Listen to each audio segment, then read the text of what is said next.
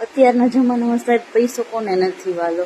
પૈસાદાર હોવું અને પૈસાદાર દેખાવું એમાં ઘણો બધો ફેર હોય છે. ઘણા લોકોનું ડ્રેસિંગ સેન્સ એવું હોય છે કે એ 100 રૂપિયાના કપડાં પહેરે પણ એની ચોઈસ એટલી જોરદાર હોય ને કે જાણે એ મહિને 1.5 લાખ રૂપિયો કમાતો હોય એવી એની પર્સનાલિટી પડતી હોય. લોકો એને એ રીતનું માન આપતા હોય. અને ઘણા મહિને 1.5 લાખ રૂપિયો કમાતા હોય, 1,500નો શર્ટ પહેર્યો હોય તો એમ છતાં એની પર્સનાલિટી એવી હોય કે 150 રૂપિયાનો દાડિયો હોય. એમ લોકો એને એ રીતના ટ્રીટ કરતા હોય.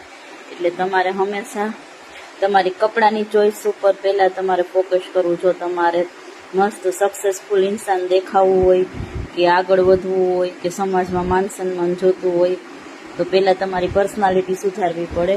પર્સનાલિટી બોલીથી તો સુધરે જ છે, એવું નથી કપડાથી જ ખાલી પર્સનાલિટી સુધરે. પણ તમને બોલાવે કોક ક્યારે તમારાનું થોડુંક કંઈક સારું જોવે ત્યારે તમને માણસો બોલાવે ને.